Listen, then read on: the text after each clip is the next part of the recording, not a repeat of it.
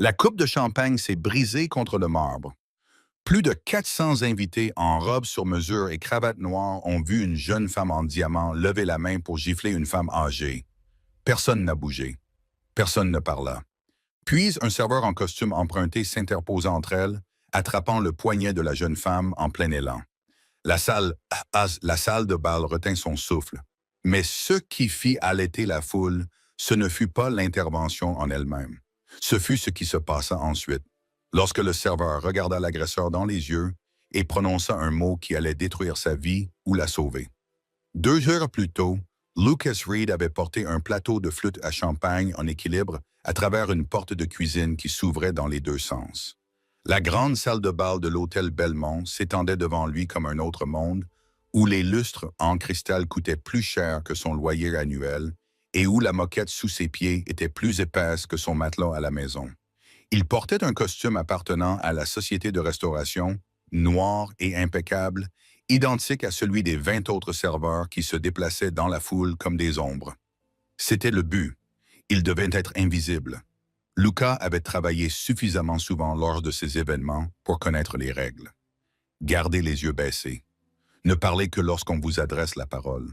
Remplissez les verres avant qu'ils ne soient vides. Ne vous faites jamais remarquer, quelles que soient les circonstances. Les riches venaient à ces fêtes pour se voir entre eux, pas pour voir le personnel. Dans leur monde, les serveurs étaient des meubles qui bougeaient. La salle de bal bourdonnait de conversations et de rires.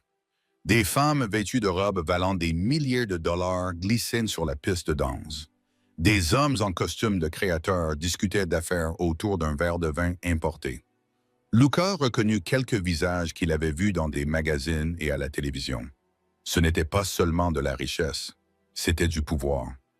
Le genre de pouvoir qui pouvait mettre fin à une carrière d'un simple coup de fil ou en créer une d'une poignée de main.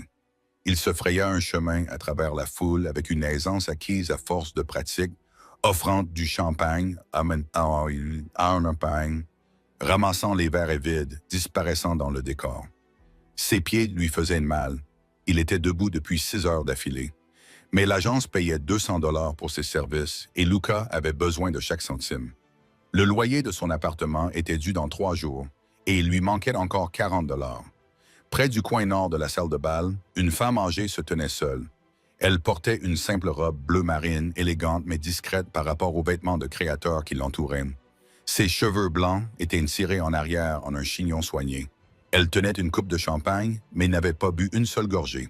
Lucas la remarqua parce qu'elle semblait mal à l'aise, déplacée, comme quelqu'un qui se sentirait à une fête où il ne connaît personne. Il avait déjà vu ce regard auparavant.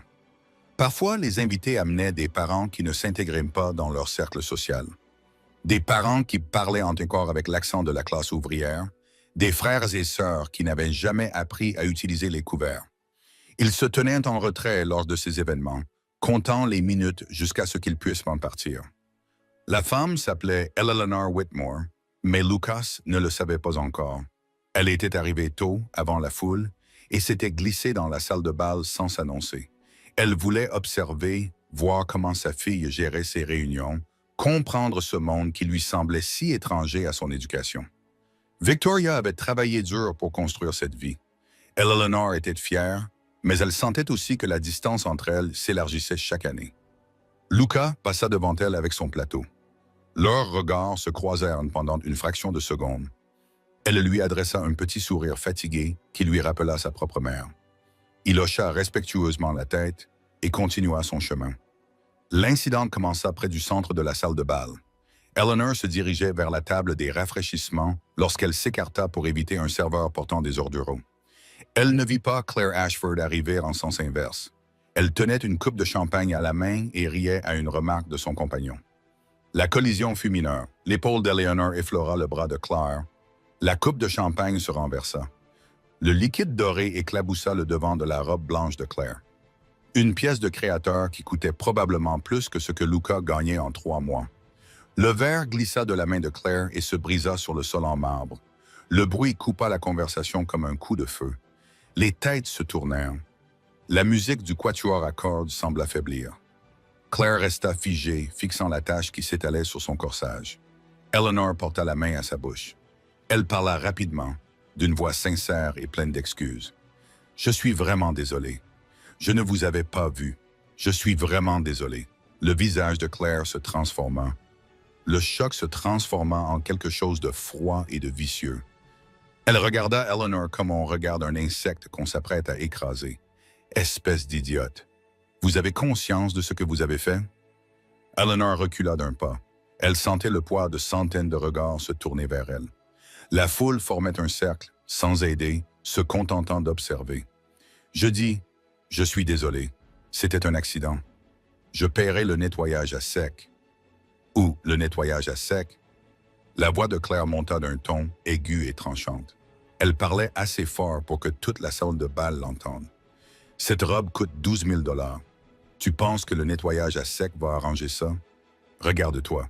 Tu ne gagnes probablement pas autant en un an. » Eleanor Potty, elle avait 73 ans. Elle avait élevé 2 enfants avec son salaire d'enseignante. Elle avait survécu à la mort de son mari et s'était construit une vie tranquille, digne et bienveillante. Elle ne méritait pas cette humiliation. Claire s'approcha, la voix pleine de mépris. « Que faites-vous ici? Vous êtes entré par hasard depuis la rue? La sécurité aurait dû vous arrêter à la porte. Vous n'avez pas votre place dans un endroit comme celui-ci. » La foule murmura. Certains invités semblaient mal à l'aise, mais personne n'intervint. Ce n'était pas leur problème. S'impliquer signifiait choisir son camp, et Claire Ashford venait d'une famille riche et influente. Sa famille possédait un empire immobilier commercial. Si vous vous opposiez à elle, vous risquiez de voir votre bail résilié ou votre permis d'exploitation mystérieusement refusé. Eleanor essaya de parler, mais sa voix se brisa. Elle sentit les larmes lui brûler les yeux et se détestait pour cela. Elle ne pleurerait pas devant ces gens. Elle ne leur donnerait pas cette satisfaction. Claire n'avait pas fini. Elle se tourna vers la foule, se nourrissant de leur attention. C'est exactement ce qui ne va pas avec ces événements. Ils laissent entrer n'importe qui. Il n'y a plus de critères, plus aucune classe. Lucas se tenait à 6 mètres de là, son plateau de coupe de champagne en équilibre sur une main. Il observait la scène se dérouler avec un malaise grandissant. Il avait déjà vu cela auparavant. La cruauté désinvolte de personnes qui croyaient que leur richesse les rendait intouchables.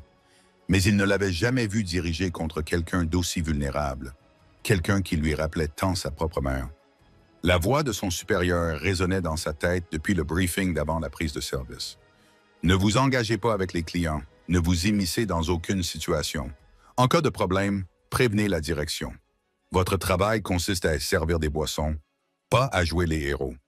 Lucas savait ce qui se passerait s'il intervenait. Il serait immédiatement licencié. L'agence le mettrait sur liste noire. La nouvelle se répandrait dans le réseau très fermé du personnel événementiel de la ville. Il ne pourrait peut-être plus jamais travailler dans ces services très bien rémunérés. La voix de Claire devenait plus forte, plus méchante. Regardez-la, elle n'a même pas les moyens de s'acheter de vrais bijoux. Elle a probablement acheté cette robe dans une friperie. Et elle a l'audace de ruiner la mienne. Les gens comme vous doivent apprendre à rester à leur place. Les mains d'Eleanor tremblaient maintenant. Elle regardait désespérément autour d'elle, espérant que quelqu'un dise quelque chose. Fasse quelque chose. Prouve que tout le monde dans cette pièce n'était pas aussi cruel que cette jeune femme. Personne ne bougea. Puis Claire leva la main. Tout se passa très vite, dans un mouvement flou alimenté par la rage et le sentiment d'avoir le droit d'agir ainsi. Elle recula la main, écarta les doigts, leva le bras. Elle allait gifler Eleanor devant 400 témoins et elle s'en moquait. La foule retint son souffle. Plusieurs personnes reculèrent instinctivement, comme si la violence était contagieuse. Mais personne n'intervint. Lucas posa son plateau sur la table la plus proche. Ses mains bougèrent par instinct, sans réfléchir. Les avertissements de son supérieur s'évaporèrent. Les conséquences n'avaient pas d'importance. Pas à ce moment-là. Il franchit la distance qui le séparait des 2 femmes en 4 longues enjambées. Il les atteignit juste au moment où la main de Claire commençait sa trajectoire descendante. Lucas se plaça directement devant Eleanor, son corps formant un bouclier. Sa main droite se leva brusquement et attrapa le poignet de Claire en plein élan. L'impact secoua son bras, mais il tint bon. La gifle s'arrêta à quelques centimètres de son visage. La salle de bal devint complètement silencieuse. Même le quatuor à cordes avait cessé de jouer. Plus de 400 personnes fixaient la scène incroyable qui se déroulait devant elle. Un serveur venait d'attraper le poignet de l'une des jeunes femmes les plus riches de la ville. Les yeux de Claire s'écarquillèrent de surprise, puis se plissèrent de rage. Elle essaya de libérer son bras, mais Luca ne relâcha pas son étreinte. Il la maintint en place, l'air calme, la voix posée lorsqu'il finit par parler. « Non, dit Lucas, juste ce mot, pas une demande, une affirmation. » Le visage de Claire devint rouge. Elle tira à nouveau sur son bras, plus fort cette fois, et Luca la lâcha. Elle trébucha en arrière, se tenant le poignet comme s'il l'avait blessée. « Comment oses-tu me toucher? Sais-tu qui je suis? » Luca resta sur place, toujours entre Claire et Eleanor. Il sentait la vieille femme derrière lui, sa respiration rapide et effrayée. Il sentait le poids de tous les regards dans la pièce. Il sentait sa carrière s'effondrer en temps réel. Mais il ne bougea pas. « Je sais exactement qui tu es, » dit Luca calmement. « Et je sais ce que tu t'apprêtais à faire. » Claire regarda autour d'elle avec frénésie, cherchant du soutien, quelqu'un pour valider son indignation. « C'est une agression. Si vous me touchez, je vous ferai arrêter, je vous ferai licencier. Je ferai en sorte que vous ne travailliez plus jamais dans cette ville. » Lucas acquiesça lentement. « Peut-être, mais vous ne la frapperez pas. » Eleanor tendit la main et toucha l'épaule de Lucas d'une pression douce. Sa voix était douce, tremblante mais reconnaissante. « Tu n'as pas besoin de faire ça. Je vais bien. » Lucas ne se retourna pas.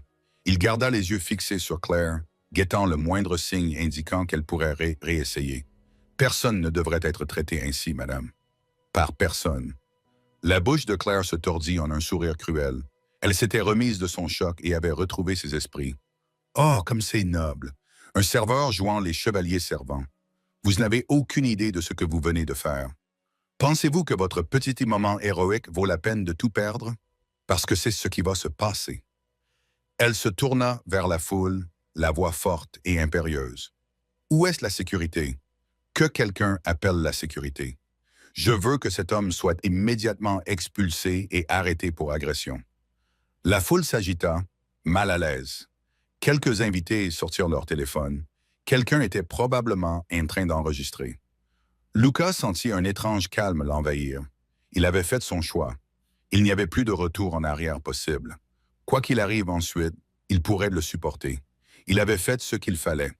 Dans une salle remplie de gens qui avaient choisi le silence, il avait choisi d'agir. 2 agences de sécurité commencèrent à se frayer un chemin à travers la foule. Claire désigna Luca d'un air triomphant. « C'est lui. Il m'a agressé. Faites-le sortir immédiatement. » Les agents de sécurité s'arrêtèrent net. Toutes les têtes dans la salle de bal se tournèrent vers la source de la voix. Lucas sentit immédiatement le changement d'atmosphère, la façon dont le pouvoir se déplaçait dans une pièce lorsque quelqu'un de vraiment important y entrait. Mais la foule était trop dense. Il ne pouvait pas voir qui avait parlé. L'expression de Claire vacilla un instant, avant que sa confiance ne revienne. Elle lissa le devant de sa robe abîmée et leva le menton. « Cela ne concerne personne d'autre. Cet homme m'a agressé et je le fais expulser. » La voix se fit à nouveau entendre, coupant court aux paroles de Claire. « J'ai demandé à tout le monde d'arrêter, y compris vous, mademoiselle Ashford. » La foule s'écarta légèrement. Luca aperçut un mouvement. Une silhouette vêtue d'une robe bleu nuit se frayait un chemin parmi les invités, mais avant qu'il ne puisse en voir davantage, Claire s'avança, se positionnant de manière à garder le contrôle de la situation. La voix de Claire résonna dans la salle de bal, s'adressant à la foule comme une actrice sur scène. « C'est moi la victime ici.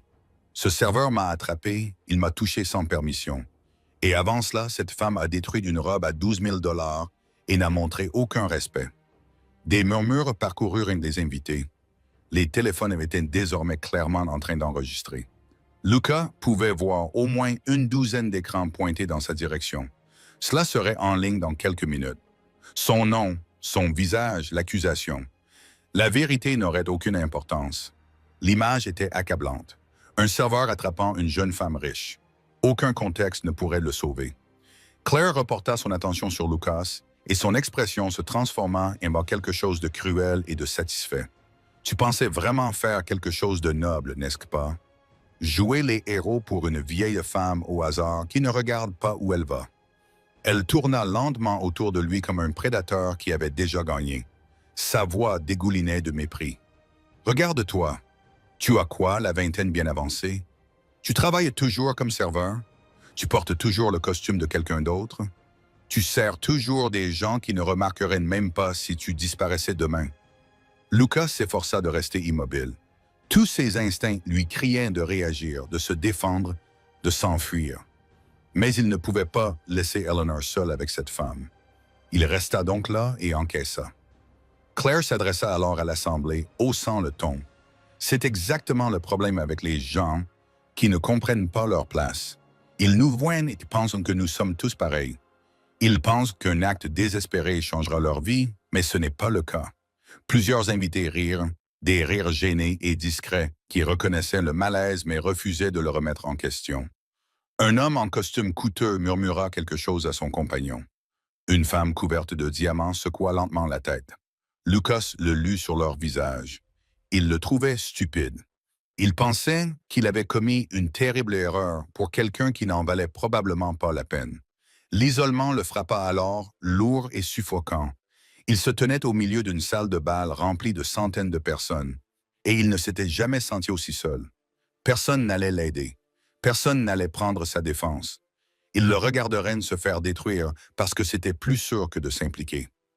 Claire s'approcha, baissant la voix jusqu'à lui parler presque intimement, comme si elle ne s'adressait qu'à lui. « Tu n'as aucune idée de qui tu as affaire.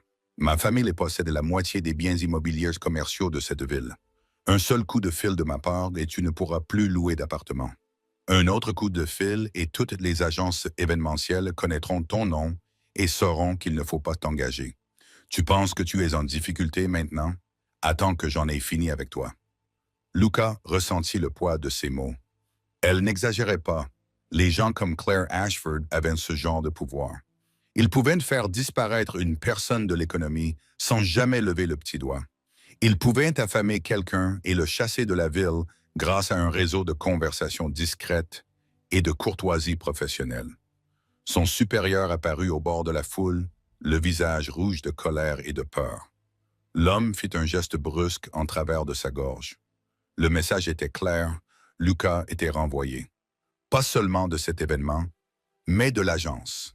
Son nom serait signalé dans le système. Plus de travail. Lucas prit une lente inspiration. Ses mains tremblaient légèrement et il les serra derrière son dos pour que personne ne le voie. Il savait que cela arriverait. Il savait dès l'instant où il s'était interposé entre Claire et Eleanor que sa vie allait devenir beaucoup plus difficile. Mais il l'avait fait quand même, il le referait. Derrière lui, Eleanor poussa un petit bruit. Quelque chose entre un halètement et un sanglot. Lucas jeta un coup d'œil en arrière. Le visage de la vieille femme était pâle. Ses yeux brillaient de larmes contenues. Elle semblait dévastée, non pas pour elle-même, mais pour lui. Elle comprenait ce qu'il avait sacrifié. Puis Eleanor fit quelque chose qui le choqua. Elle s'avança et se plaça à côté de Lucas plutôt que derrière lui. Sa voix tremblait, mais elle était claire et délibérée. « Arrêtez, arrêtez d'attaquer ce jeune homme. Il n'a rien fait de mal. » Claire haussa les sourcils dans un geste théâtral de surprise. « Oh, maintenant vous allez me faire la leçon. Vous qui ne pouvez pas vous offrir une robe qui ne semble pas avoir 20 ans. » Les mains d'Eleanor tremblaient, mais elle continua à parler. « Je vous demande de nous présenter vos excuses à tous les deux. Vous alliez me frapper. Il vous en a empêché. Et maintenant, vous essayez de détruire sa vie parce que vous êtes gêné. » La foule s'agita. Quelques personnes semblaient mal à l'aise. Les paroles d'Eleanor avaient un poids moral difficile à ignorer, mais personne ne prit la parole pour la soutenir. Claire rit, d'un rire aigu et sec. « Vous demandez pardon? Vous pensez pouvoir me donner des ordres? Vous pensez avoir le moindre pouvoir ici? » Elle se tourna vers la foule, s'adressant à elle comme à un jury. « C'est incroyable. Une vieille femme au hasard ruine ma robe, puis elle exige des excuses de ma part, et ce serveur pense qu'il peut me toucher sans conséquence. En sommes-nous arrivés là? Est-ce que le genre de comportement que nous allons tolérer? » Quelques personnes dans la foule acquiescèrent. D'autres détournèrent le regard. Le calcul social était évident. Se ranger du côté de Claire était sans risque. Se ranger du côté de Lucas et Eleanor était un suicide professionnel. Claire sortit son téléphone, ses gestes étaient vifs et agressifs. J'appelle la sécurité. La vraie sécurité, pas ces gardes d'hôtel incompétents. Je veux que vous soyez tous les deux arrêtés. Agression et harcèlement. Je veux que des poursuites soient engagées. Eleanor devint livide. Lucas sentit quelque chose se briser dans sa poitrine. Cela allait bien au-delà de la perte d'un emploi. Des poursuites pénales détruiraient le peu qui lui restait. Son nom dans les dossiers de la police.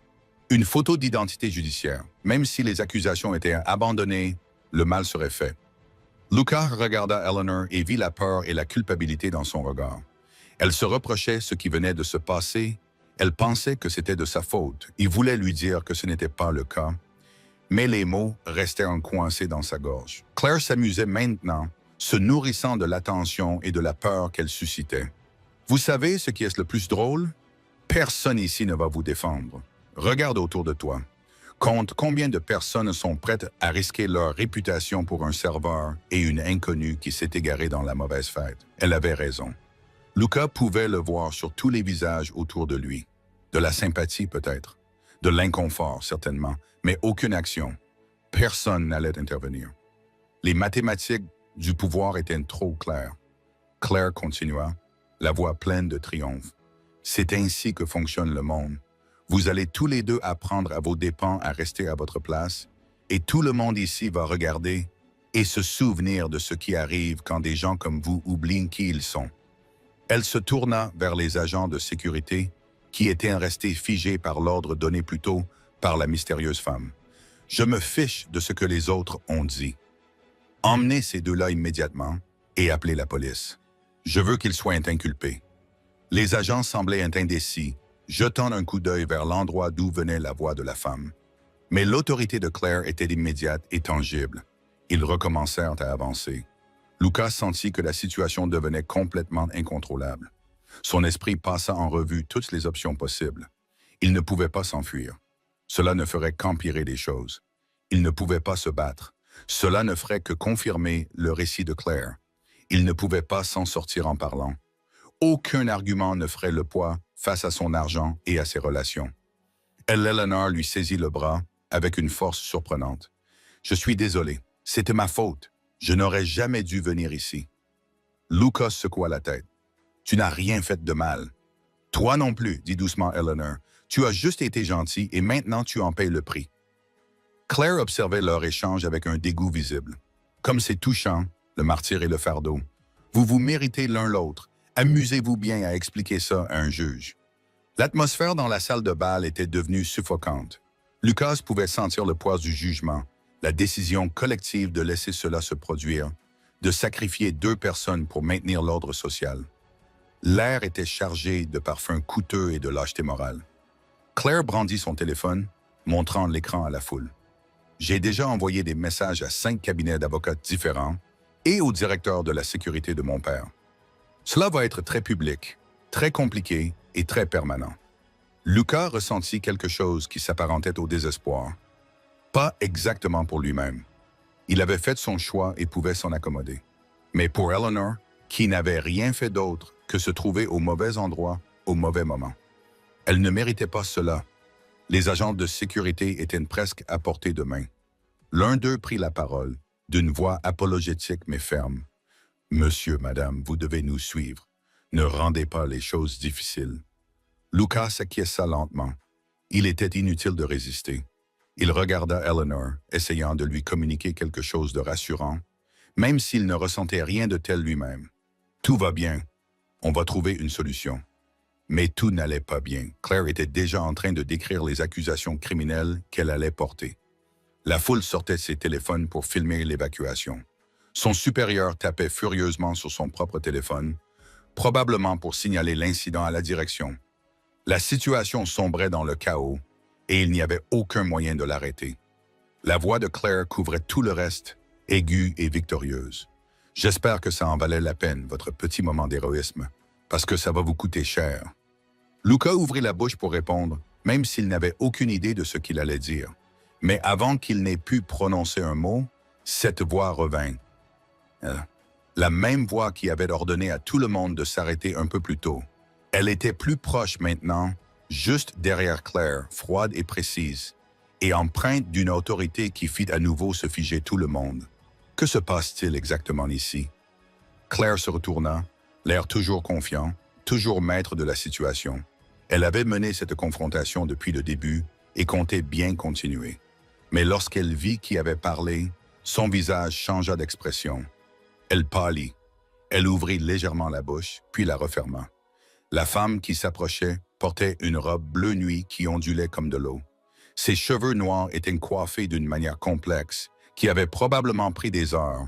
Ses boucles d'oreilles en diamant reflétaient la lumière des lustres, mais ce n'était pas son apparence qui imposait le respect dans la pièce. C'était sa façon de se déplacer, la manière dont les gens s'écartaient instinctivement pour la laisser passer, la façon dont l'air lui-même semblait se réorganiser autour d'elle. Victoria Whitmore avait 46 ans et avait bâti sa société de développement commercial à partir de rien pour en faire l'une des plus influentes de la ville. Elle organisait ce gala de charité annuel non par obligation, mais parce que c'était l'occasion de rappeler à tous les acteurs de son secteur où il se situait exactement par rapport à son pouvoir. Ce soir, la salle de bal de l'hôtel Belmont lui appartenait. Toutes les personnes présentes étaient là à son invitation. Elle s'arrêta juste devant Claire, suffisamment près pour que leur conversation reste privée, mais leur langage corporel visible par toute l'assemblée. L'expression de Victoria était neutre, maîtrisée, ne laissant rien transparaître. Lorsqu'elle prit la parole, sa voix était calme, mais tranchait le silence comme du verre. « Mademoiselle Ashford, je vais vous le demander une dernière fois.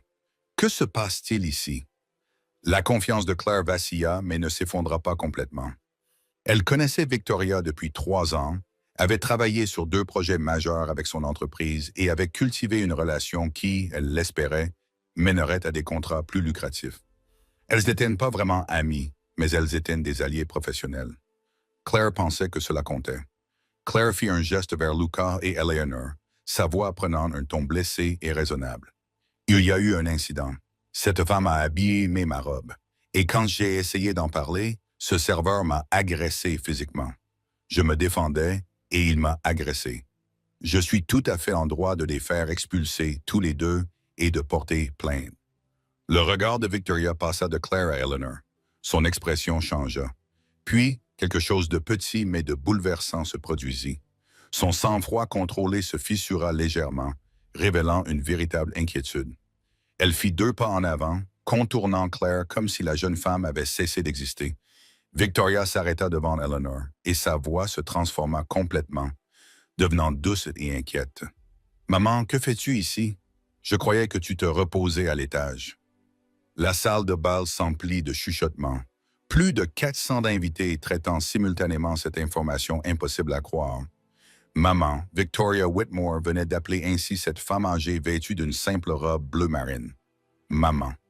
Les yeux d'Eleanor se remplirent de larmes, mais elle sourit malgré tout. « Je voulais voir ton événement, ma chérie. Je voulais voir à quel point tout était magnifique. Je suis désolé. Je ne voulais pas causer de problème. » Victoria tendit la main et prit celle de sa mère, les serrant doucement. « Tu n'as rien causé. Raconte-moi ce qui s'est passé. » Tout. Lucas observa la transformation se propager dans la foule. Les personnes qui avaient filmé la confrontation pour les réseaux sociaux baissèrent soudainement leur téléphone. Les invités qui avaient ri des moqueries de Claire avaient maintenant l'air mal à l'aise. Le calcul social venait de s'inverser complètement. Eleanor n'était pas une vieille femme au hasard qui s'était égarée dans la mauvaise fête. Elle était la mère de Victoria Whitmore. Claire resta figée. Son visage était un masque de choc et d'horreur grandissante. Lucas vit le moment exact où elle comprit ce qu'elle avait fait. Elle n'avait pas seulement insulté une femme âgée, il simplement fait une scène lors d'un événement important. Elle avait publiquement humilié et failli frapper la mère de la personne la plus puissante de la salle. Eleanor parla doucement, d'une voix encore tremblante mais sincère. « J'ai accidentellement bousculé mademoiselle Ashford. J'ai renversé son verre. Elle était très en colère et je me suis excusé, mais elle a continué à dire des choses horribles. Puis elle a voulu me frapper et ce jeune homme l'en a empêché. Il m'a protégé alors que personne d'autre ne l'aurait fait. » L'expression de Victoria se fit glaciale. Elle se tourna lentement vers Claire et la température dans la salle de bal sembla baisser de 10 degrés. Lorsqu'elle prit la parole, sa voix était parfaitement maîtrisée, ce qui la rendait plus terrifiante que si elle avait crié « Vous alliez frapper ma mère ».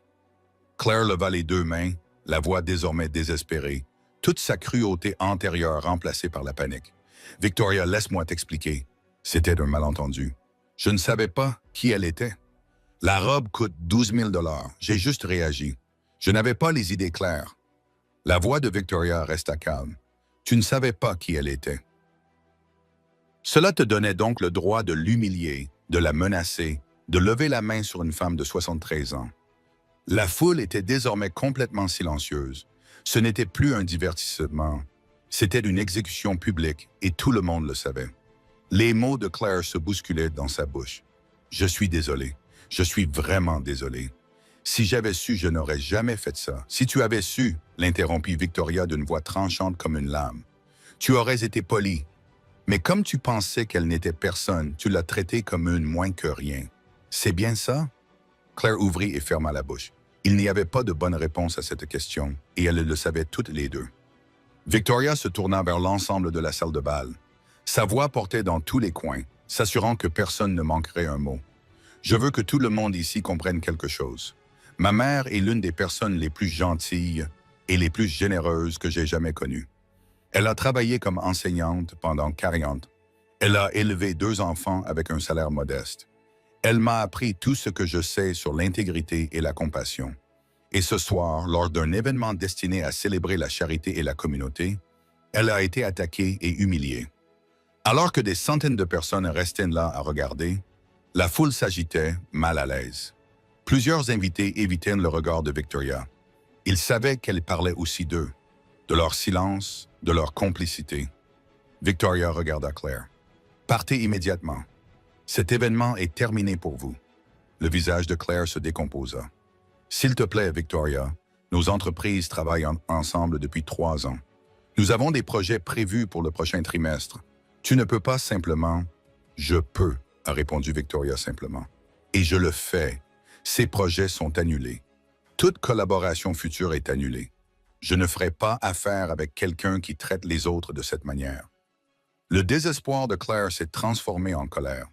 Une dernière tentative pour sauver quelque chose. « Tu exagères. Ce n'était qu'un incident, une erreur. Tu vas détruire une relation professionnelle pour ça. » L'expression de Victoria ne changea pas. « Je vais exclure de mon événement quelqu'un qui était sur le point de commettre un acte de violence contre ma mère. Si tu ne pars pas volontairement dans les 30 prochaines secondes, je demanderai à la sécurité de t'escorter dehors. Ce sera beaucoup plus embarrassant. Je te suggère de faire le bon choix. » Claire regarda autour d'elle dans la salle de bal, à la recherche d'un allié. Quelqu'un qui prendrait sa défense, mais tous les regards se détournèrent. Ceux-là même qui avaient ri de ses moqueries ne voulaient plus rien avoir à faire avec elle. Elle était radioactive. Claire baissa les épaules. Elle rassembla ce qui lui restait de dignité et se dirigea vers la sortie, sa robe blanche ruinée traînant derrière elle. La foule s'écarta silencieusement pour la laisser passer. Personne ne lui adressa la parole. Personne ne croisa son regard. Elle avait été effacée. Les portes de la salle de bal se refermèrent derrière elle avec un léger clic qui lui sembla plus fort qu'un claquement. Victoria attendit que Claire soit complètement partie avant de tourner son attention vers Lucas. Il se tenait maladroitement, toujours vêtu de son costume emprunté, toujours très conscient qu'il n'était qu'un serveur dans une salle remplie de gens qui pouvaient l'acheter et le revendre 1000 fois. Victoria s'approcha de lui avec la même grâce mesurée dont elle avait fait preuve tout au long de la confrontation. « Comment vous appelez-vous? » Lucas s'éclaircit de la gorge. « Lucas Reed, madame. »« Monsieur Reed, ma mère m'a dit que vous vous étiez interposé entre elle et mademoiselle Ashford, que vous l'aviez empêchée d'être frappée. » Lucas acquiesça. « Oui, madame. » Victoria l'observa longuement. « Pourquoi? » La question prit Lucas au dépourvu. « Je suis désolé. Pourquoi êtes-vous intervenu? » demanda Victoria. « Vous deviez savoir qu'il y aurait des conséquences. Vous auriez pu perdre votre emploi. Vous auriez pu être arrêté. Pourquoi risquer tout cela pour quelqu'un que vous ne connaissiez pas? » Lucas jeta un coup d'œil à Eleanor, qui le regardait, les larmes encore brillantes dans les yeux. Il regarda à nouveau Victoria et répondit honnêtement, car ce qu'elle faisait était mal. « Personne ne mérite d'être traité ainsi. Et tout le monde restait là à regarder. Victoria fouilla dans son sac à main et en sortit un mince portefeuille en cuir. Elle en tira plusieurs billets et les tendit à Lucas. C'est le moins que je puisse faire. 10 000 $ pour vous remercier d'avoir protégé ma mère. Lucas regarda l'argent. 10 000 $, plus que ce qu'il gagnait en 3 mois. Assez pour payer son loyer jusqu'à la fin de l'année. Assez pour enfin ne plus vivre au jour le jour. Il pouvait presque ressentir le soulagement que cela lui apporterait, le répit, la sécurité. Mais il secoua la tête. « Je ne peux pas accepter cela, madame. » Victoria haussa légèrement les sourcils. « Vous refusez ?» Lucas parla avec précaution, choisissant ses mots. « Ce que j'ai fait ce soir, je ne l'ai pas fait pour l'argent. Et je ne l'ai pas fait à cause de qui est votre mère. Je l'ai fait parce que c'était de la bonne chose à faire. Si votre mère avait été quelqu'un d'autre, quelqu'un sans famille ici, quelqu'un sans aucun pouvoir, je serais quand même intervenu. Accepter de l'argent pour ça, c'est comme si j'attendais une récompense. Ce n'était pas le cas. » Eleanor émit un petit bruit entre un rire et un sanglot. Elle s'avança et posa sa main sur le bras de Lucas. « Merci non seulement de m'avoir protégé ce soir, mais aussi d'avoir montré à tout le monde ici ce qu'est réellement l'intégrité. » Victoria remit lentement l'argent dans son portefeuille. Elle regarda Lucas avec quelque chose qui ressemblait à du respect. « Vous êtes quelqu'un de rare, Monsieur Reed. Si vous avez besoin de quoi que ce soit, n'importe quoi, appelez-moi. » Elle lui tendit une carte de visite, puis se tourna vers la salle de bal pour s'adresser une dernière fois à l'Assemblée. « Je veux que tout le monde ici se souvienne de cette soirée, pas de la vente aux enchères caritatives que nous avions prévues, ni des opportunités de réseautage. Souvenez-vous de ceci. Souvenez-vous que le statut social et la richesse ne donnent à personne le droit de déshumaniser les autres. Souvenez-vous que le silence face à la cruauté vous rend complice. Et souvenez-vous que parfois, la personne la moins puissante dans la pièce est la seule à avoir le courage de faire ce qui est juste. » Ces mots restèrent suspendus dans l'air comme un verdict. Les invités restèrent debout dans un silence gênant, contraints de faire face à leur propre choix. Combien d'entre eux avaient regardé Claire humilier Eleanor sans rien faire? Combien avaient sorti leur téléphone pour filmer au lieu d'intervenir pour aider? Au cours des semaines suivantes, l'histoire se répandit comme une traînée de poudre dans les cercles sociaux de la ville. Les détails s'enrichirent et changèrent à chaque fois qu'elle fut racontée, mais l'essentiel resta le même. Un serveur avait tout risqué pour protéger une inconnue. Toute une salle remplie de personnes riches et puissantes avait choisi le silence, et l'une des femmes les plus influentes de la ville avait clairement fait savoir qu'un tel comportement ne serait plus toléré. Lucas reprit le cours de sa vie, continuant à travailler dans l'événementiel et à lutter pour payer son loyer. Mais quelque chose avait changé. Les autres serveurs le traitaient différemment, avec une sorte de respect discret. De temps en temps, des invités qui avaient été au Belmont ce soir-là le reconnaissaient et lui faisaient un signe de tête, mal à l'aise, mais reconnaissant. Victoria tint parole. Les projets avec la société de Claire furent annulés. D'autres entreprises, prenant note de la position de Victoria, commencèrent également à prendre leur distance avec Claire. En l'espace de 6 mois, la société de Claire avait perdu beaucoup de terrain sur le marché. Eleanor reprit sa vie tranquille, mais elle conserva la carte de visite que Lucas lui avait donnée après l'événement, celle sur laquelle il avait griffonné à la hâte son numéro. Elle l'appelait une fois par mois, juste pour discuter, pour prendre de ses nouvelles. Il lui rappelait, disait-elle, qu'il y avait encore de la bonté dans le monde. La grande salle de bal de l'hôtel Belmont a accueilli de nombreux autres événements au cours des années qui ont suivi, mais le personnel qui y travaillait ce soir-là n'a jamais oublié ce qui s'était passé.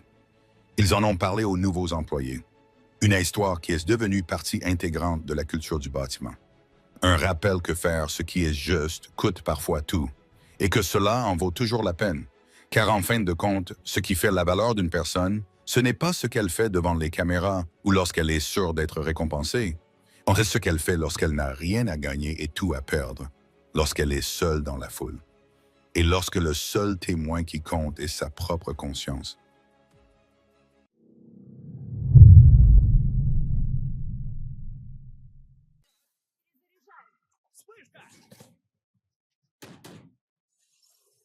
Барьер установлен. Taking. I'm back there.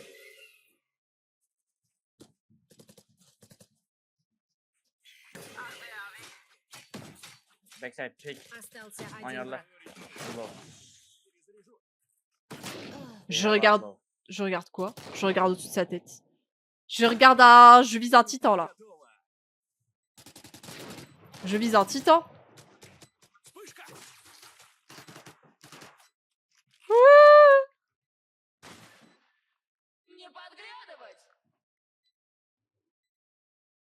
Je vise un titan, frérot. Mais du coup, j'ai la même. Mais dis-toi juste, regarde, moi c'est un peu bizarre, attends. En fait, c'est les mêmes décibels, mais c'est pas les mêmes valeurs. Attends, regarde. Je te réponds. En gros, si tu regardes, les numéros, c'est les mêmes, mais ça fait pas la même forme. Genre... Ah, mais moi j'ai bruit de pas. Pourquoi j'ai bruit de pas? Ah non, j'ai pas bruit de pas. Bah, en fait, j'ai les mêmes lettres, enfin les mêmes chiffres, mais ça fait pas le même pattern. Est-ce que c'est normal?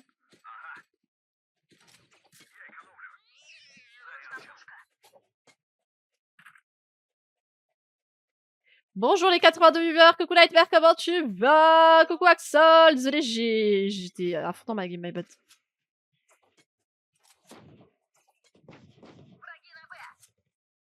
Vous pensez que ça streamac? Vous pensez que ça streamac, genre? Parce que... Manuka. Нет зарядов. Just back. One more. Барьер Okay. установлен. Пушка. Спайк One more. установлен. Okay, that. Can you drop me a sheriff? I'm on TP. Let's TP. One elbow and one hookah. 40.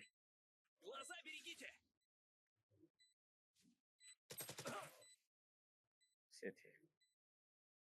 Остался один игрок. Ouais, je suis toute seule. Bah, je suis toute seule en fait. Quand je suis toute seule.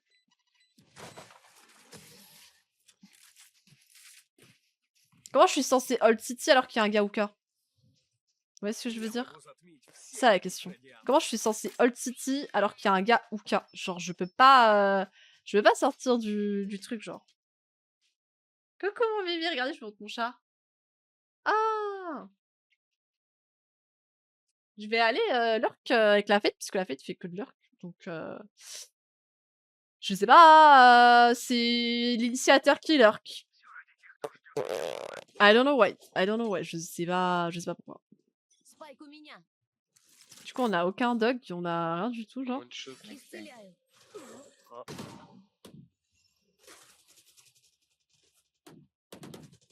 Перезаряжаю. Перезаряжу. Стена готова. Тебе еще нужно исполнить свой долг. Ты тоже так можешь? Сорянчик. Two hits. Здесь.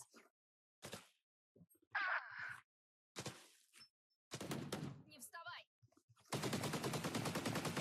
Иду по следу. C'est pas la même game, hein. Осторожно.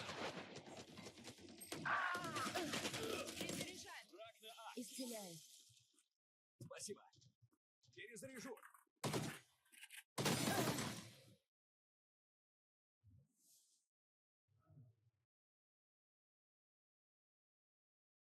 Еще дурати.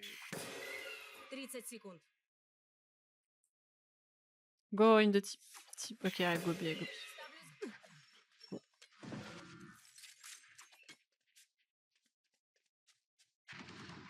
Эти шамбе. На брудер. Спайк на Б. 10 Euh, секунд. Остался один игрок. Шамбе ваншот. il plante? Да. Mais vrai, il plante pas. En vrai, s'il aurait pu planter, hein. Il aurait pu planter. Шамбе ваншот. Il est bête, hein. Il est bête. Après, je sais pas pourquoi il s'est arrêté Я pour viser. остановлю их, Скай. Это мой долг. Je sais pas. C'est pas grave, c'est pas grave.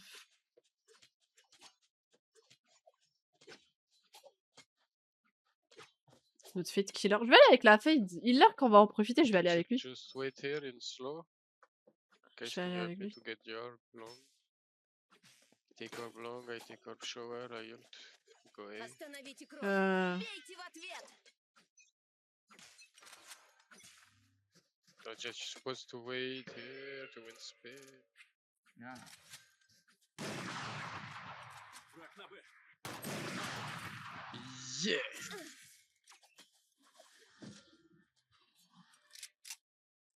Go ahead, go ahead.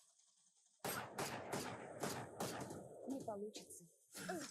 Только ты и я.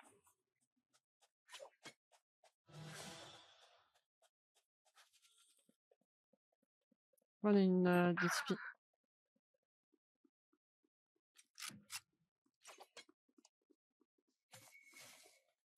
Стена готова. Спайк установлен.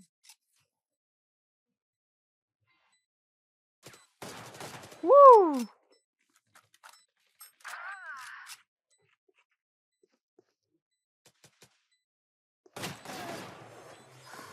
Остался Ah, elle один m'a игрок. sauté derrière! Mais... D'accord. Moi, j'ai plante, j'ai fait un kill. J'ai plante, j'ai fait un kill. Bah, c'était pas la même game, je vous dis. La... En attaque, on avait fait la même chose. On était en 3-9, genre. On est en 3-9. Et...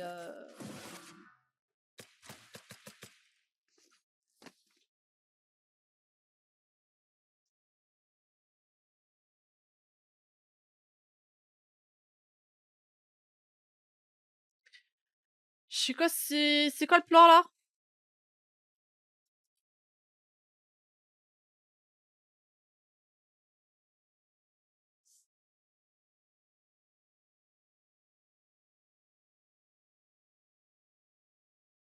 Je vais mettre à chaque fois ma grosse tête. À chaque fois...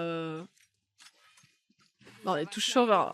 Il m'a dit qu'elle lui help me take orb shower. Et on est vraiment tous shower, quoi. Все, погнали! Вспышка! So it's close to the box left. Глаза берегите!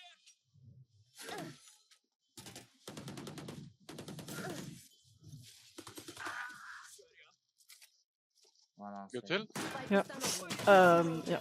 Вы порезвились? Теперь я! Остался Ah, je suis один trop игрок. nulle!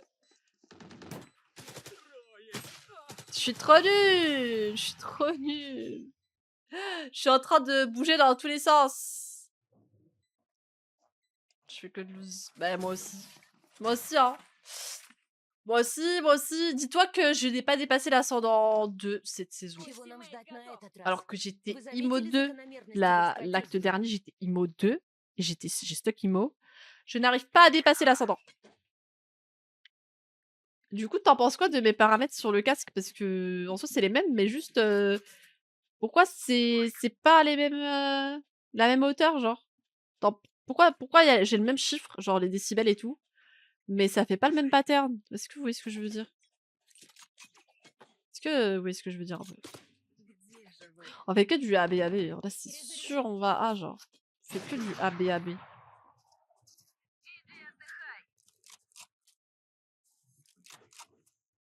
I can rest, but Ok. help me to Тебе rest. еще нужно исполнить свой долг. Ну, ты тоже так можешь? No, no, I have ult. Спасибо. Смотрите все!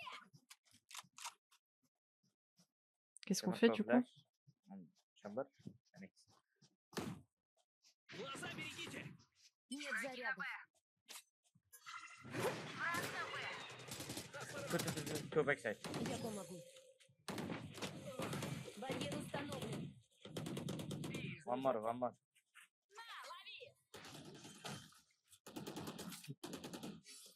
Спайк установлен. 37. Mais oui, oui, oui, oui. Остался один враг. И вновь, как ни в чем не бывало. Я снова Y a rien qui va. говорю. Je suis en... Je suis en stéréo. Купите мне это. Je suis en stéréo.